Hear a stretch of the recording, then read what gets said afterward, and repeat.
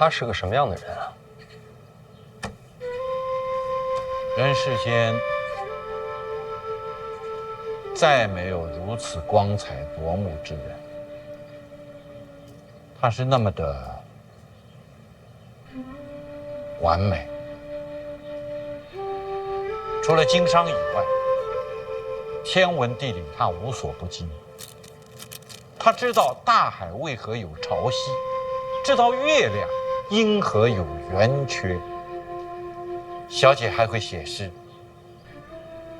哦，少东家的那首“万里悲秋常作客”，那写的是真好。小姐的诗跟平常有些不太一样。不瞒您说，她专门为我做过一首。说来听听。眼睛瞪得像铜铃，射出闪电般的精明，耳朵竖得像天线，听到一切可疑的声音。少东家是不是有什么不解啊？天线二字，小姐为我解释过。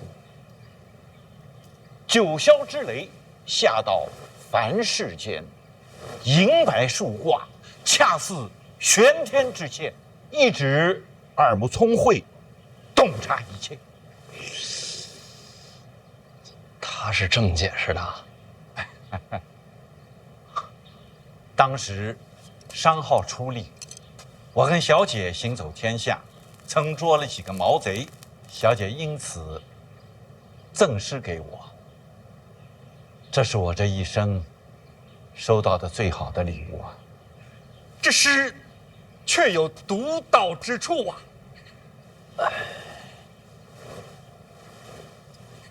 我算是知道他大概是个什么样的人了。大掌柜，这诗不光有词，还有曲子，回头我教您。好。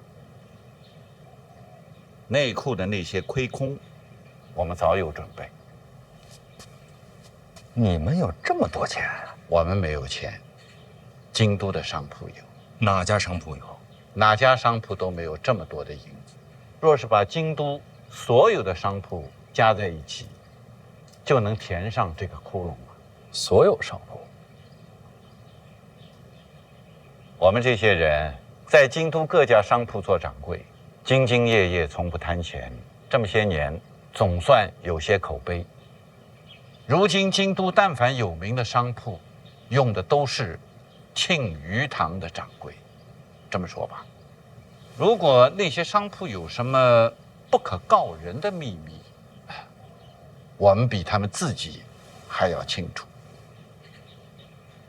你们抓着他们的把柄呢？邵总家，给我们10天时间，一起发力，雷沙成塔，积少成多。我务必让他们凑足这2000万两，作为大婚的贺礼。大人，这可行啊！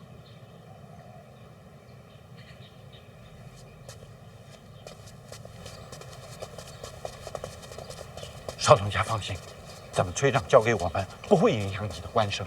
威逼商铺收取钱财，你们怎么收场？不放事儿，大不了不做掌柜了。行商者最重利，弄不好啊，他们会雇凶杀人，到时候你们会有危险的。没关系，我们都已经活到这把岁数了，已经心满意足了。不行，如果是我娘，她会这么做吗？刚才听掌柜提起我娘，光芒万丈，话里全是自豪。我想，如果是她，不会这么选。邵东家，情势危机。我娘有没有遇到过情势危机的时候？她当年妥协过吗？内库亏空，我自己办。邵东家，2000多万两，非一人之能力所为啊！不管多难，我也要试试。做儿子的总不能给老娘丢脸。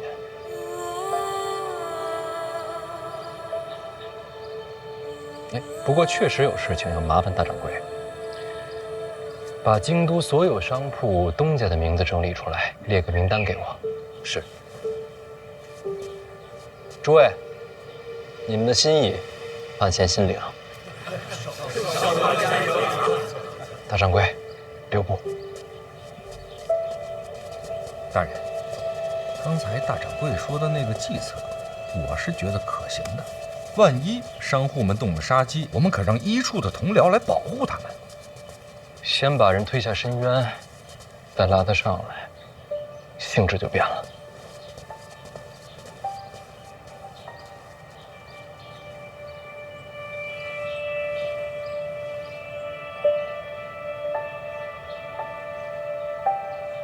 少东家真是个善良的孩子。原来我以为小姐走了，那道光灭了。原来光还可以传承。大人，这实在不行啊，我还有些私房银子，我都拿出来给您。你舍得啊？他自然是不舍得，但是您要是不好意思呢，您给我写个欠条，就算您借我的。那算利息吗？还给利息呢？那少算点儿。哎，我怎么还能跟您要利息呢？我行了，老王，心意我领了，不过真不差这一点。不，大人，我是真想为您解忧啊。少爷，门外来人，说是受叶掌柜嘱托，送来这个就走了。这叶掌柜办事可真够快的。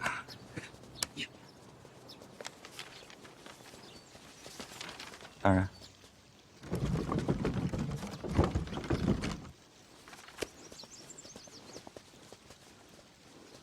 院长，你们是刚从青玉堂回来？您这么快就知道了？他的身世你也知道了。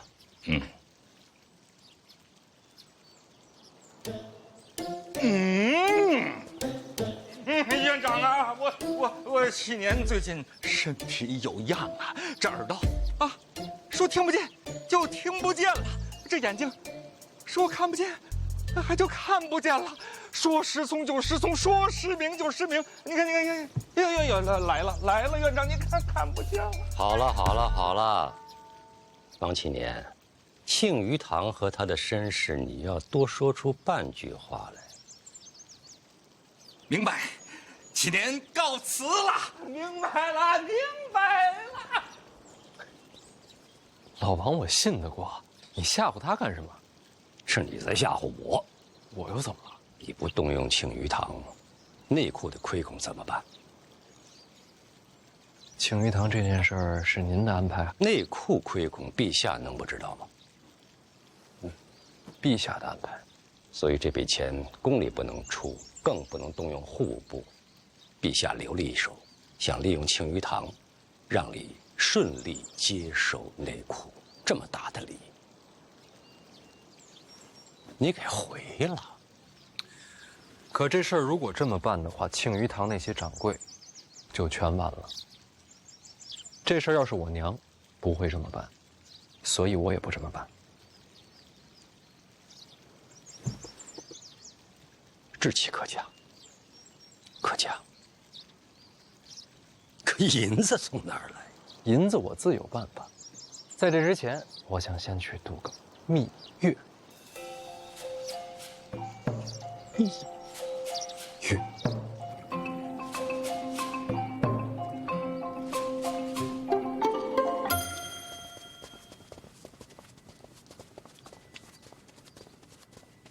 陛下，范闲到。陛下，啊，听说你要度那个什么月？蜜月，臣是来请假的。啊，去哪儿啊？苍山，多久？还没想好。越久越好。请问陛下，这是为何？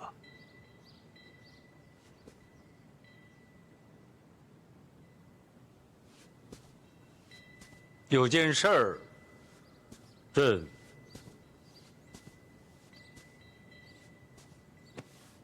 恐怕要变卦。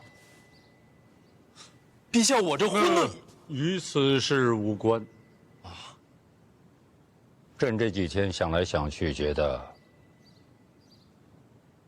内库的事儿，你还是别接了。陛下是觉得臣补不上这2000万的亏空2000多万两，这可不是小数字啊！庆余堂你接吗？那怎么可能补得上呢？北齐一战，户部的银子都掏空了，现在天下到处是灾，内库的银子可不是为了补户部的亏空，它还有赈灾安民的作用，所以朕还是觉得这个坑别跳了。范闲呀，放手吧，这不是儿戏，这牵扯到方方面面的国事，而且也是陛下的旨意。对，是朕的旨意。那就更不能放了。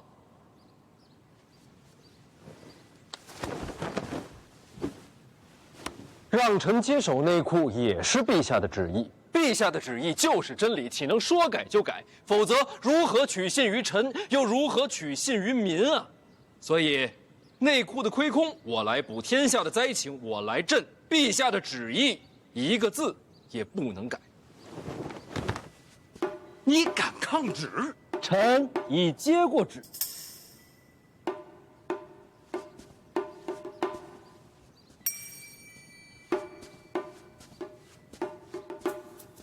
万一天下的灾民，臣提头来见。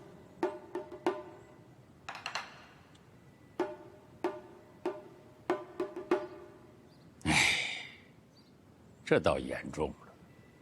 但是，你会见为一介布衣。不，下你的大狱。那臣谢陛下洪恩。那臣就领旨告退了。来，你要不再想想？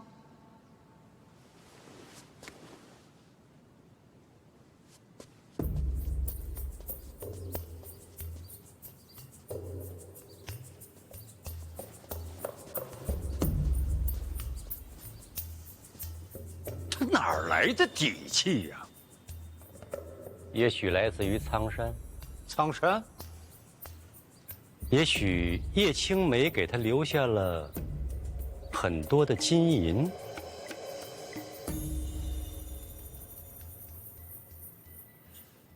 这娘俩倒是有点邪的，随他去吧。万郎姐，咱们让黑喜给包围了。哥是监察院提司，应该的。是保护咱的是吧？哎呦，姐，这自打范闲一出现，你看你现在你怎么变得这么奇怪呀？你原来是京都第一才女，你是那个写诗看书的，这干嘛呢？小刀拉蛤蟆，这叫青蛙，那不一样吗？小刀拉青蛙，你懂什么？这叫解剖。姐，咱非得在车上剖吗？车上练，手才稳。那你这练好了有什么用啊？哥教的，说学医都要练这个。你学的兽医？不会说也属。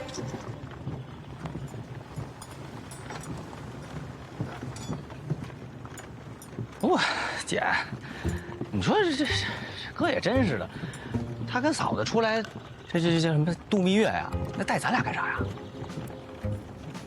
想知道啊？想知道，自己去问呀。你不会说也别说。京统领，停一下。管司者，管司者，过来一趟。你说，哎，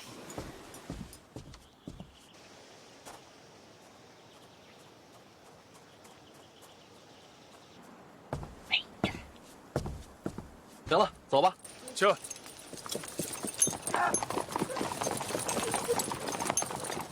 嫂子，怎么愁眉苦脸的？我这次从北齐回来，那是悄悄回来的。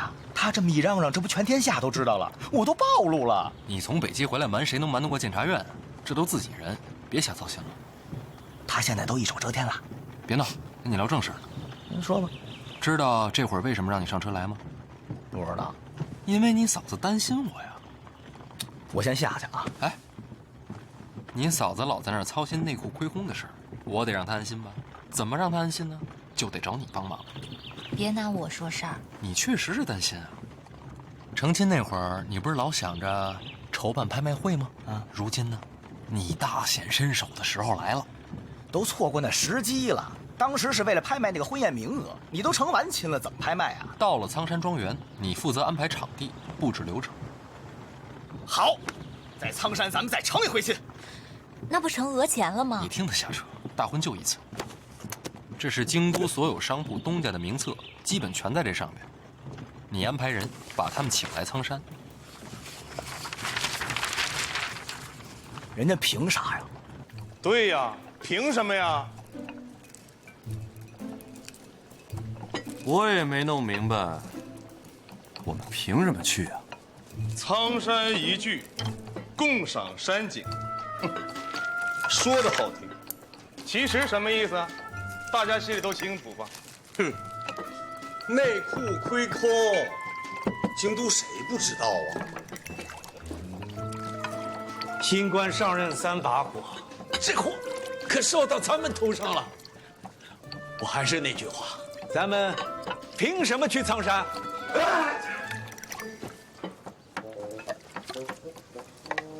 在下今日偶遇风寒，不宜远行。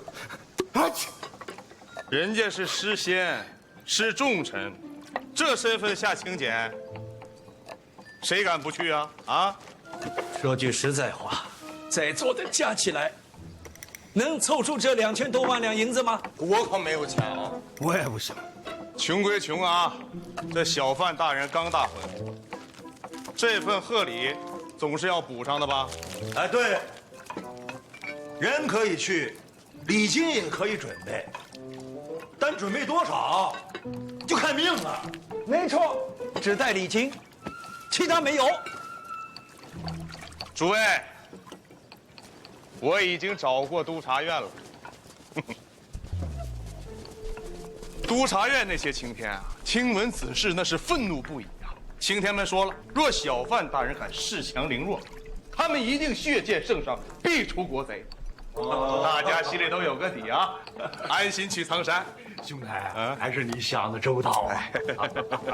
督察院的那些青天，真的愤怒了？怒不可遏，血贯瞳仁呐！这叫什么？各位，这叫喜从天降。是啊，范闲他真是昏了头了。他如今召集京都商贾，就是为了逼他们散尽家财，然后替自己补内裤的窟窿。啊，这范闲竟然如此狠毒！对，这也并不是什么坏事。这范闲口口声声说查贪官，结果呢，他自己贪赃枉法。没错，那让金钱拿。各位，等苍山有了消息，咱们就一起参他。对，参他，一定要参他。咱们必须要齐心协力，替大庆除了这个奸臣。对，出奸臣，出奸臣，来，快点！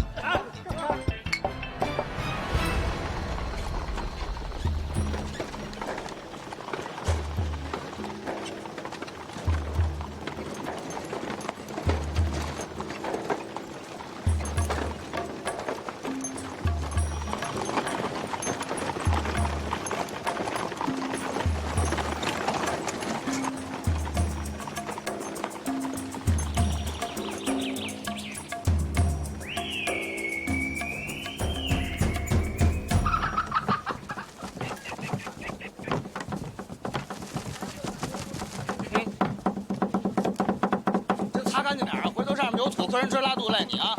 哎，把这都给切了啊！切细点啊！哟，忙着呢。哎呦妈呀，哥哥，你可来了！你请那么些人来，我雇这么些人，人吃马喂，这不都得忙活做饭什么的？可以啊，你井井有条的。快，这得给你。这个说是什么叫贺宗伟，啊，说让我送给你，还说什么那个现在督察院都盯着苍山这块地儿呢，说随时准备参你，怎么办啊？请柬都送到了，送到了，送到了。那些个商贾已经陆陆续续准备出发了，估计过不了多长时间就能到了。哎，哇，你跟我交一10亿啊，你是不是打算劫他们呀？那不成山匪了？那咱怎么讹钱呀？不是讹钱，是让他们主动交钱。不是他们疯了，就是你疯了。算了，子若，正好，你在商贾之道上有天分，我把我琢磨这道理呢跟你讲一讲，你看看行不行？不行，我还没说呢。什么道理也卖不来2000万两。你有没有认真思考过，什么是财富？肯定是你疯了。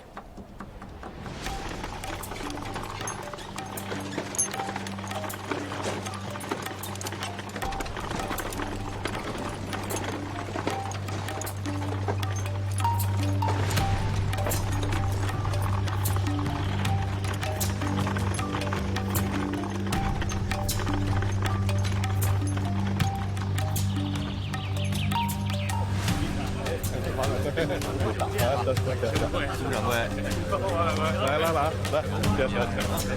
嘿呦，好几位都到了啊！马掌柜、刘掌柜，好，行，怎么走？起啊！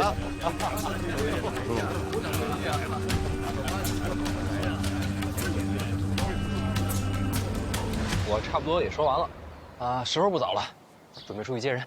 哎，哥，哎，你就打算这么着说给他们听啊？啊，你觉得怎么样？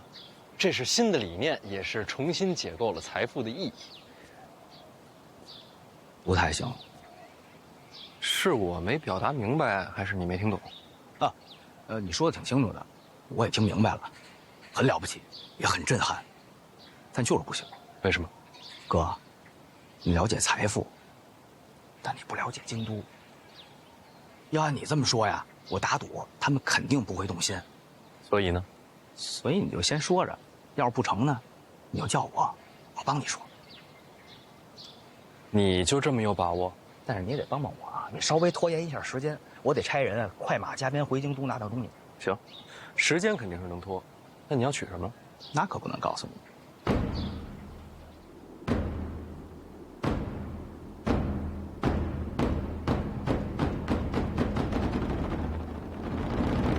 谁也不能出钱啊！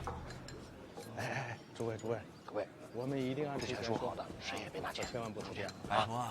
拜托各位啊！记住，按之前说好，拜托各位了啊！诸位，各位，我们一定按之前说好的，别动手，我们一定按之前说的，不能出钱，记住了，已经可以。诸位，哎，刚才那边嘀咕什么呢？哎呀，你告诉他们坚定立场啊！若小贩大人敢借新婚之名敛财，交点礼金就罢了，得要钱，我可没有啊，我可没有，我们都没有，是吧？哎，这大人怎么回事？这黑了，就看怎么回事。是啊。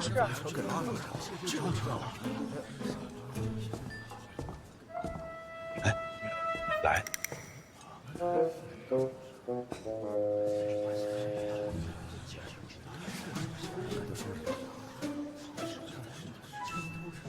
大家好，幸会，我就是范闲。我知道你们此刻在想什么，所以我事先声明一下，大婚已经结束，今日不收贺礼。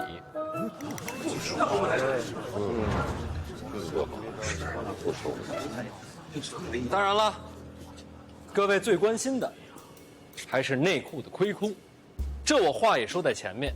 内库欠债，无论是于法还是于理，都应该我来还。若是如此，这还叫我们？我们不是白担心了？你仔细想一想，若真是这样，把我们弄这儿来干什么？就是啊。才听，各位就又要疑惑了。既然这样的话，又何必把大家从京都请到这儿来呢？这红尘之中啊，每过一段时间，都会诞生一个超越时代的奇迹。这奇迹有时是人，有时是事，甚至有时可以仅仅是一个观念。观念是什么？观念大概就是个念头。念头。人生在世，若是能亲眼见证奇迹的诞生，又何尝不是一件幸运的事？所以我请各位来，就是想把这份幸运亲手的传递给各位，让各位都能亲眼见证到奇迹的诞生。哎，这是要干什么呀？哎，这什么呀？这是？说一下，让我叫一下。那位问得好，这奇迹该叫什么名字呢？谁问了？请看，没错，正是库债。库债是什么？库债？库债？谁的裤带？什么裤带呀？我说的是欠债，欠债的债嘛，是裤债。各位，那么这库债又是何物呢？咱们顾名思义，库是内裤的库，债是欠债的债。这所谓库债，便是内裤欠债。怎么样？说了半天又绕回来了。回来。各位都知道，我名下办了个淡泊书局，这几日费了些力，把第一批库债给印出来了。这每一份债券，都代表着内库的一份欠债，数额和期限各不相同，而这数额和期限的不同呢，又对应着相应细则的不同。当然了，这些个细则我就不在台上赘述了，等下会书写成文分发各位。咱们就挑最重点说，拥有了它，就相当于你拥有了一份内库的欠债。什么是拥有欠债？就拿这张来说吧，这张是5000两，相当于你花了5000两，买得了内库的债主之位。表面上你是替内库还了5000两的亏空，实际上将来内库盈利之时会连本带利全部还给你。不仅如此，这债券可以交易，可以流通，甚至必要之时可以根据规则提前兑换。这谁不明白？这还是逼我们拿钱补亏空吗？没错，2000万两的欠债都在这儿，竞价出售，价高者得。怎么个竞价呀？意思就是你出了5000两，人家出6000两，这债权就归了人家。够狠的，不止2000万。那每个人最少买多少？自愿购买，先到先得，售完为止。自愿，傻子才买。就是。各位可能还要问了，那我花钱买了债券，补上了内库的债务，那我能得到什么呢？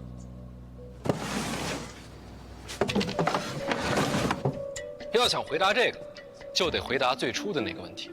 在座各位都是经商多年，手段高超，我问你们一个问题：什么是财富？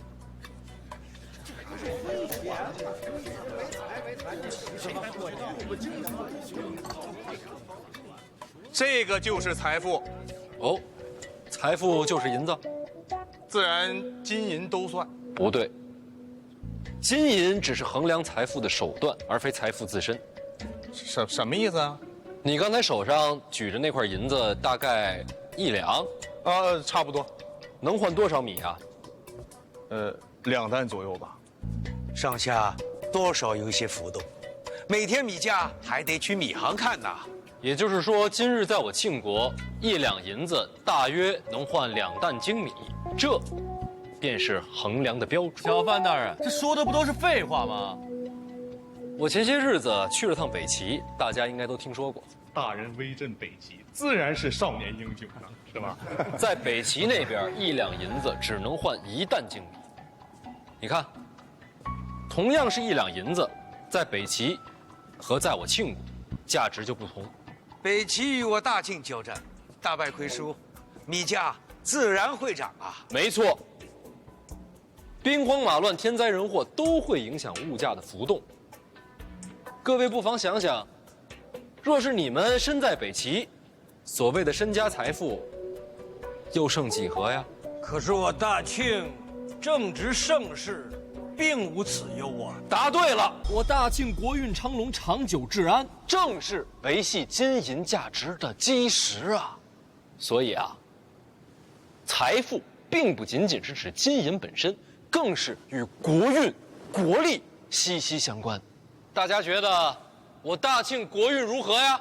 那自然是国运昌隆，军民臣贤。那就对了，这国运国力本就是维系财富乃至将来不断增长的重要底蕴。由此可见，我内库前景一片光明。各位，不妨放眼未来，若你们持有库债，意味着什么？意味着长远投资，稳赚不赔。还有这么好的事儿？那个，好啊！那个小范大人说的好啊！你听明白了吧？我明白。小范大人一番话如雷贯耳，醍醐灌顶呐！对。哎，各位，人小范大人什么人啊？这可是国之重臣呐，既在监察院，又掌管内库，啊，人家都开口了，你们大家都听不懂吗？哎，小范大人，您那个什么库债，我出2万两，就当给您大婚的贺礼了。哎呀，我小范大人为了内库亏空，尽心竭力做了这么多，200两银子你也说得出口？大人，我买500两，现在就买。那我们大家都买，那我就300两。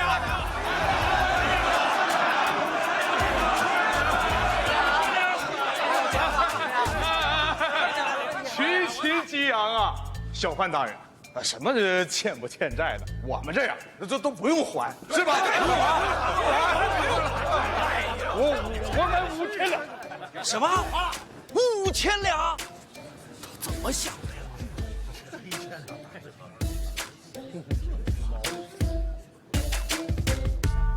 你们是不是没太听懂啊？我懂了，国运系于大人一身，支持大人，责无旁贷。大人，您是没懂我呀？我捐5000两，看来是真没懂啊。换人，下半场。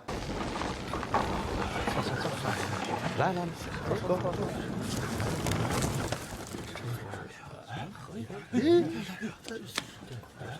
换他了，这时候来。诸位，饭菜都还可口啊？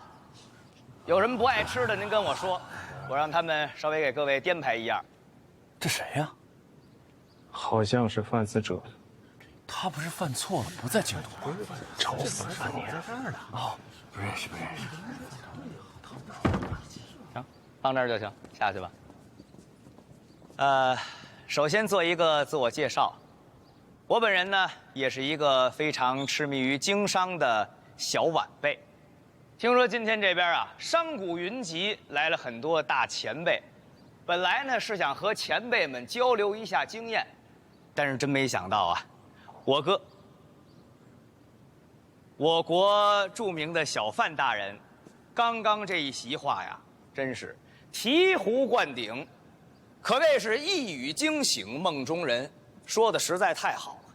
也不知道小范大人这个脑袋，他这是怎么长的，里头装的是什么，怎么能想出这么多的点子？他这么一番话呀，他讲财富啊，可能不仅仅是金钱这么简单，而是国力，是国运，乃至于延展到很远很远的地方。这句话讲得太好了，真是让人受益匪浅。我觉得呀，大家还是应该多多的思考思考，研究研究，没准儿就能发现一片崭新的天地。我等已然是振聋发聩，已经非常感动了啊！还可以再震一点，再感动一点。刚才小范大人向大家提了一个问题，那我一个晚辈，也斗胆向各位问一个问题。你请说。那我就问了，这内库到底是何人的产业呀？自然是皇家的产业。皇家的产业。那内库的钱是谁的钱？那便是皇家的钱。那内库的债务，那自然也是皇家的债务。说得太好了。那您各位想一想啊，如果您各位把这库债买到手，是不是就相当于为皇家分忧了呀？咱往好听了说，谁买了库债，谁就是为圣上分忧。稍微说句大不敬的话，别出去传去啊。那您各位买了库债，那不就是皇上的债主子了吗？是不是？还可别说是我说的啊。所以您各位好好想一想吧，买了库债，出去再做生意，别人会怎么想啊？同样的买卖，他是找您，还是找那个没有买库债的人啊？所以这库债就是给各位的底气。有道理。要这么说，是这个意思啊。阁下所言极是，库债一事是小范大人奇思妙想。所谓人存证据，小范大人这般风采，谁不敬仰啊？啊？您说，人存证据？人存证据，人亡政息。各位是怕，如果我倒了，我说过的话就不算数了。还请小范大人解惑。别问我，问他，后半场全看他的。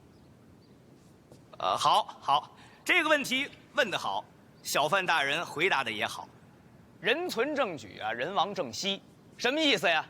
人要是没了，那你说这债找谁去呀？说句不好听的话，小范大人万一哪天要是倒了台，那各位扔进去的钱，那自当也是打了水漂了。这句说的对。各位不要着急，你们请看。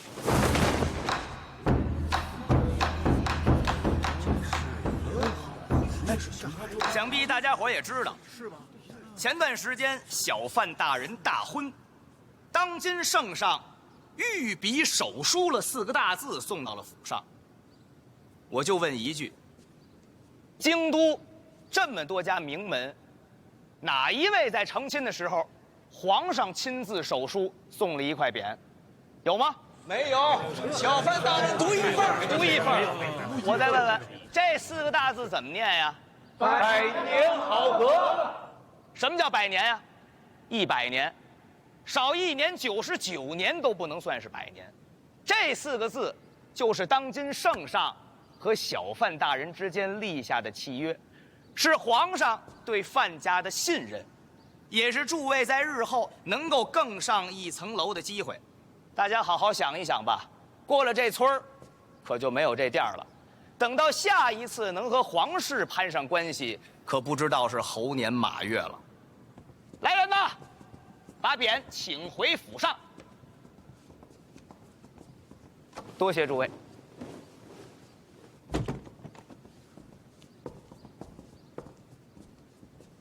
诸位，该说的、想说的，我们俩都说完了。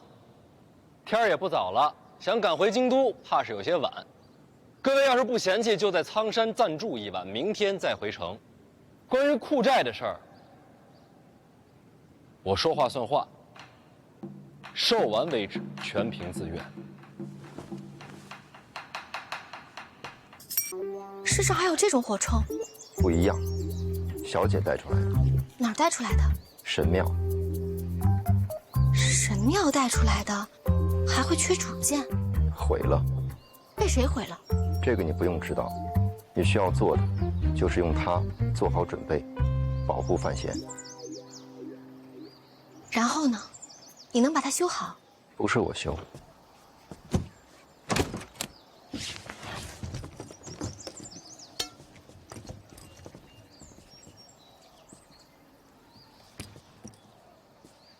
保护范闲是个秘。我不说。包括我哥吗？是的。为什么选我？在这个世界上，对你来说最重要的是什么？当然是我哥。这就是理由。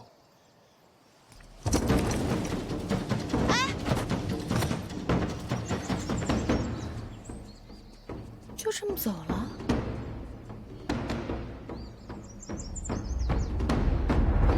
这小范大人说的，你听明白了吗？我也不知道。哎，晚上见。晚上见。告辞，告辞，告辞。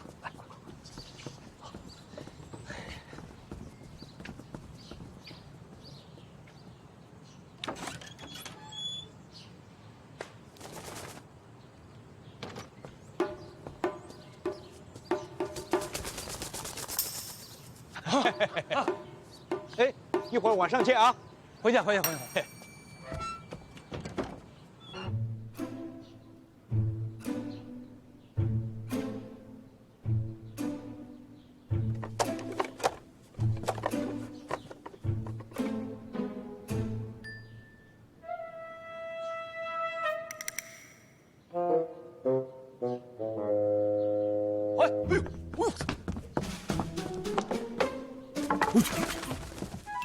什么呀？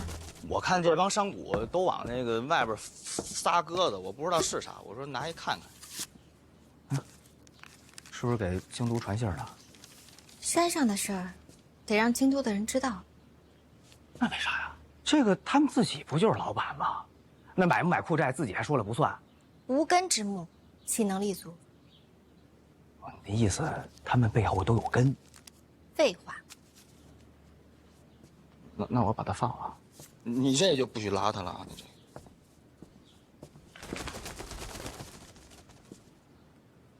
范司者，你还真行啊，还能上台说话。那可不，姐，哎，我这么跟你说，范闲那套啊，厉害归厉害，我都没听说过。但你得这么想啊，我要是都没听说过，那帮商贾们能懂吗？啊，你说范闲拽那些个词儿，什么国运吧，又财富吧，那些那商贾们根本就不明白，能打动他们的就俩字儿：皇室。你还得意起来？那不该我得意吗？说得意吧，其实还欠点什么，反倒是有点担心。担心什么？我本来以为啊，把皇上一搬出来，他们吓得就把钱全交了。那可是你说，要是把消息传回京都，怎么了？库寨这事儿前所未有，我怕他万一，他要是触犯国法可怎么办呀？那没事儿。那就好。下半场是你说的，军务戏言也是你讲的。要真出了事儿，拿你交差不就完了？啊！还不能憋着这个呢吧？我可是帮他呀！哎呀，我这不能，绝对不能。我们俩现在关系还不错。对，肯定不会。库寨嘛，怎么能算犯法呢？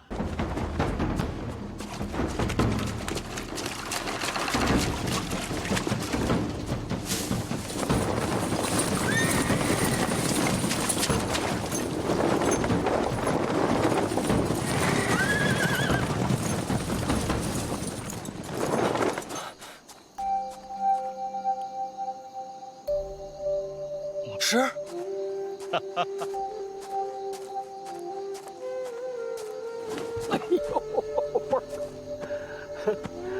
哎呦，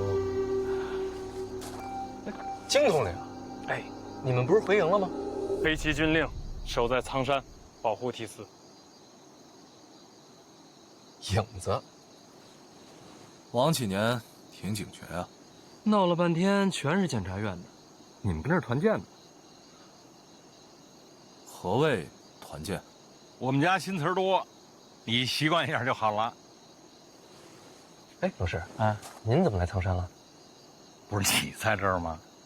小范大人，你是不是丢东西了？你在我门口偷听。我觉得是武大人。什么意思？他一直暗中跟着你，就是想跟武大人交个手。小范大人，你得了武大人的亲传，我们两个交手也是未尝不可呀。别动啊！动我就毒死你。那没事了是吧？啊，应该是没事了。走，就当我们不存在。那，你也当我不存在。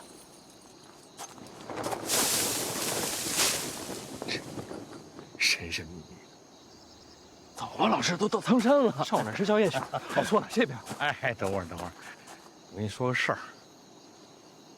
我去江南追查一个杀人案，凶犯到了京都之后，又找不着人了。两种可能，要么就是大人，那另一种可能呢？有人把这个凶犯在京都给藏起来了，连检察院都查不到痕迹。当然，有这般手段，京都能有几个呢？啊，这也是线索。来苍山，给你待几天。这案子透着诡异，回京都就朝着这路子往下查。我本来想有了结果之后再见你，我在暗处。不是，哎呀，你媳妇那肺痨啊，让你给调养的差不多了。回去之后呢，一天一粒，药吃完了，病根就出了。百年好合，陛下想看，我也想看。要不您告老吧，我养您。胡说八道！我认真的。行了，把宗师隐藏在京都，我要是不把他挖出来，我寝食难安。不是，哎呀，别唠唠叨叨了，赶紧给我生个徒孙儿。长大了，我教他用毒。回去了。那您答应我，别玩命。放心，我比你怕死。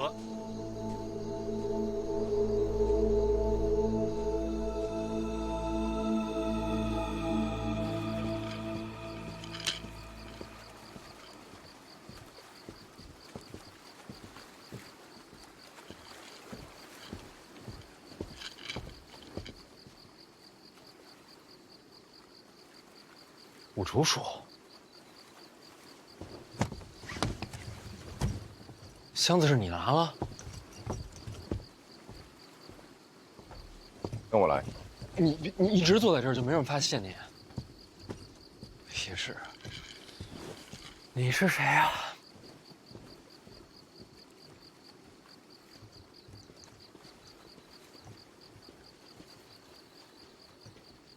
说。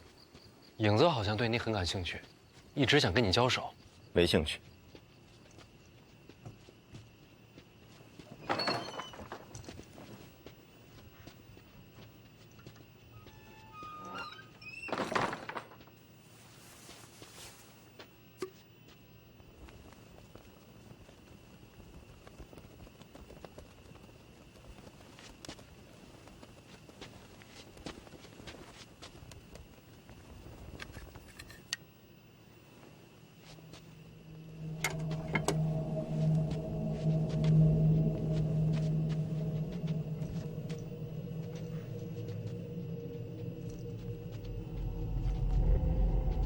说，你到底在找什么？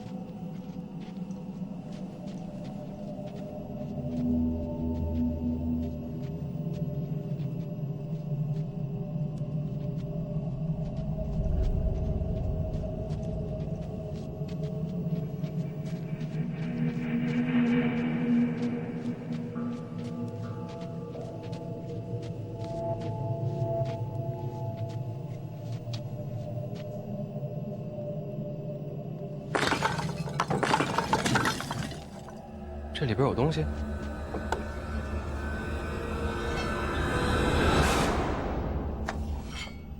小姐当年苍山住过。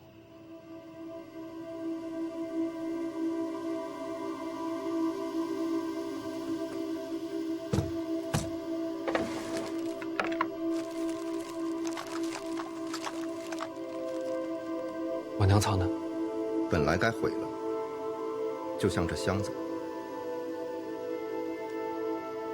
这是我娘亲自毁的，为什么？遵循法则，超越时代的物品不能留存。谁的法则？神庙的？应该是。应该？忘了。既然这样，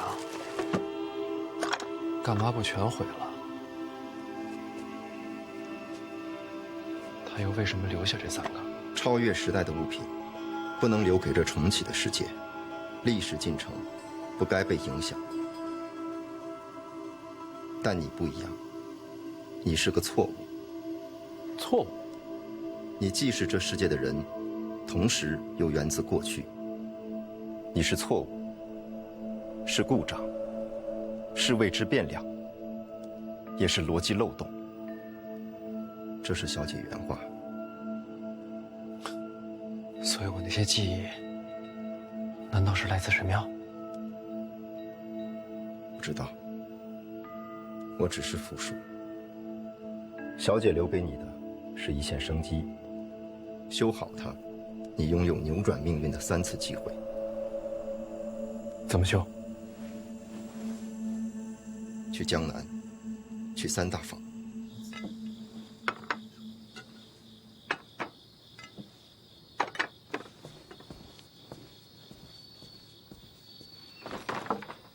这3大房就是内库的根基。这谁不知道？内部前生根基就是3大房。往年那些新奇货物，都是从江南出来的。我问你们，3大房如今在谁手里啊？当然是江南的名家呀。名家向来以长公主马首是瞻，他们真能把3大房交出去？名家即便是富甲江南，也不能抗旨吧？抗旨是肯定不会。交什么？怎么交？这都是讲究。你我都是做买卖的，这还不明白吗？这么来说，范闲接管内库，前景不明啊。没错，咱们可千万不能让他给骗了。这万一买了什么库债，他将来拿什么还呢？所言极是，绝对不买。那咱们睡一觉就走。谁买谁是王八。对，谁买谁王八。王八，来，这都是超越时代的产物。3大房里到底有什么？连这都能修？要你亲自去看才能知道。江南总是要去的，我娘的产业，我得替她拿回来。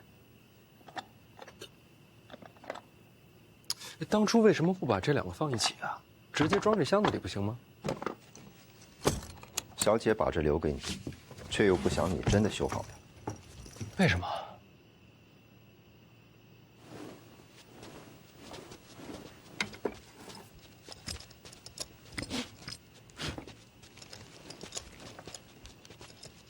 当神庙改变命运，未来亦将留下烙印。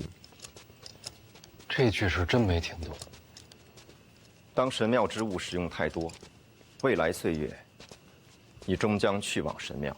这有点过于违心了。我等你到江南，到那时，你才有面对大宗师的底气。用这个对付大宗师，太欺负人了吧？未必。什么意思？有这个也未必斗得过大宗师？没错。大宗师也是人，这超越时代的武器怎么躲？我像正常人吗？成大宗师者，已不被人间常理束缚。那不成了妖怪？差不多。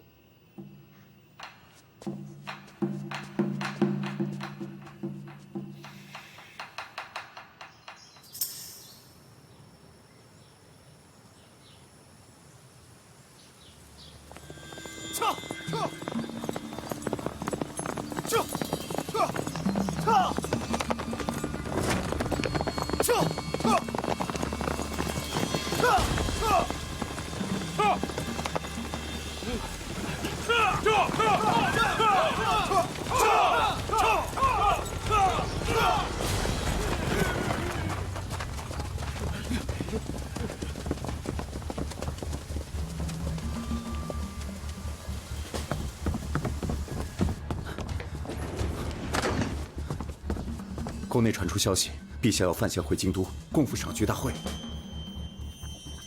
负债的事，陛下没提。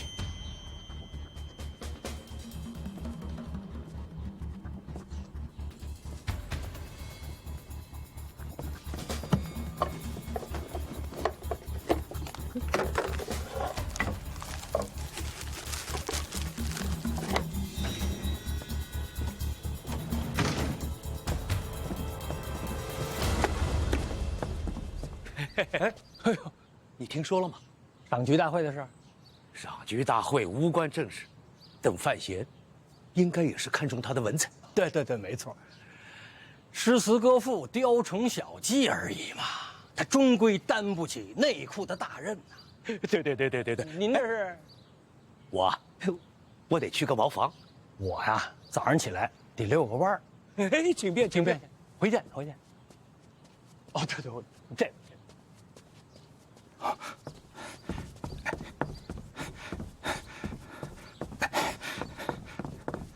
哎，你不是去散步了吗？这是你们家茅房啊？嘿，我也佩服你，散步怎么散到这儿来了？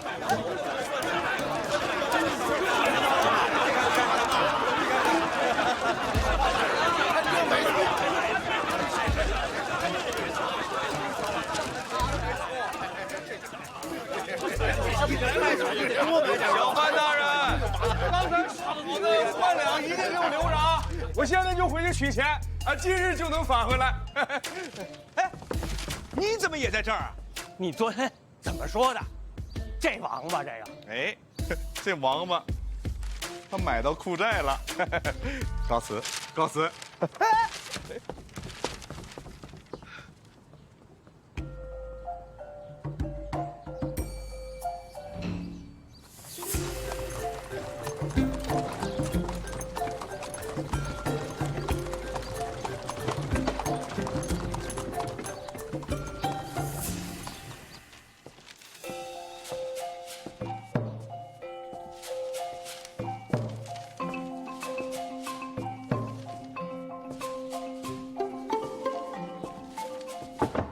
行了，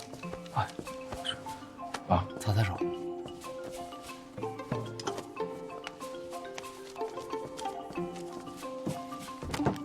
哥，我怎么感觉这数不对呀？有人可能没带够银票，回家取了吧？我粗略的算了算，都不止2000多万两。数量有限，又有溢价，这都能卖完，多亏了你。内库债权都分出去了，怎么还不高兴？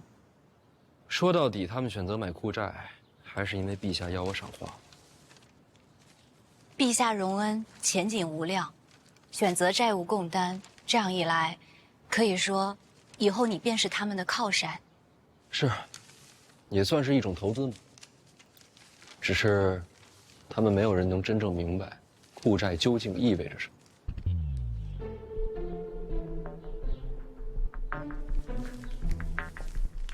国运与货币相连，这说明代表所谓财富的含义已经远远超越了过往的限制。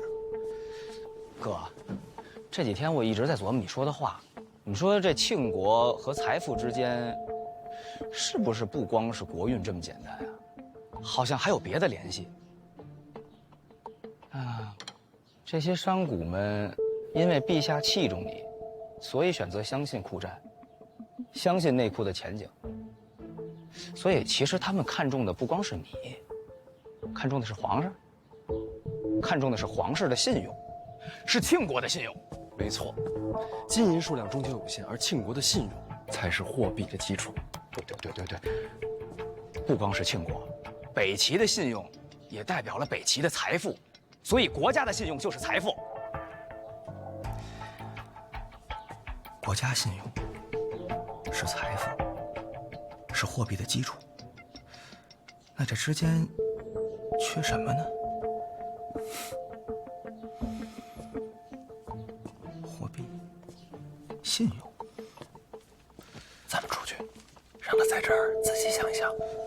货币、财富、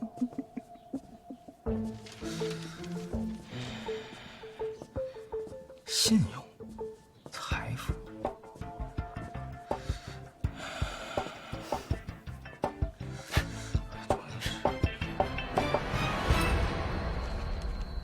货币、信用。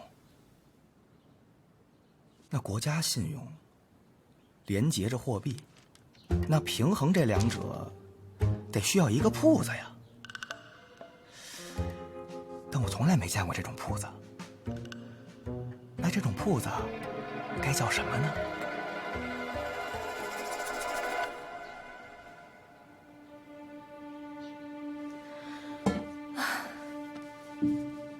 你找把火铳，练练瞄准，你手稳，是好苗子。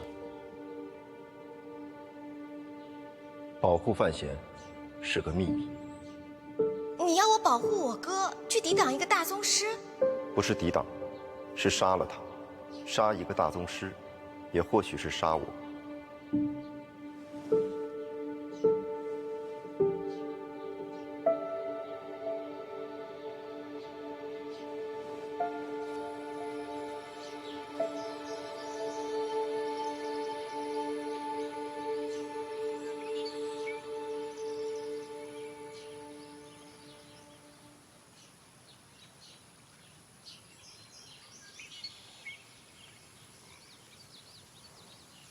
他们两个准备战多久啊？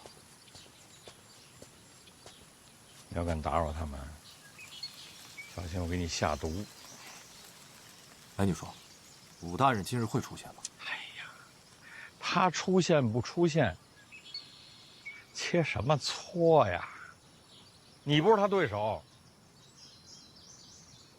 胜负不重要，你也是练武之人，怎会不懂？我不是练武之人。那你是什么？我是他的老师。那你把他当徒弟，还是当儿子？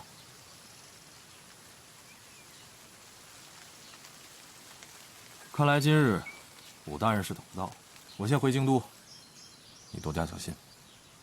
如果武处真的是凶手，天下没有人能活命。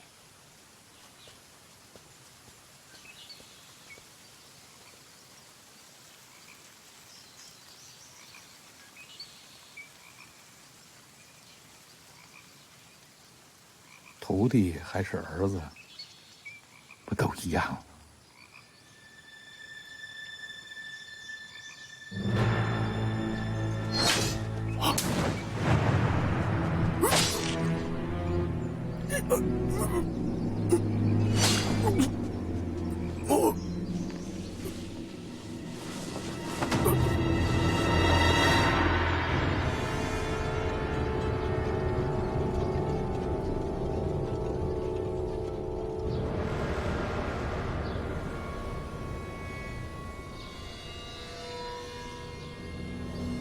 怎么了？看见什么了？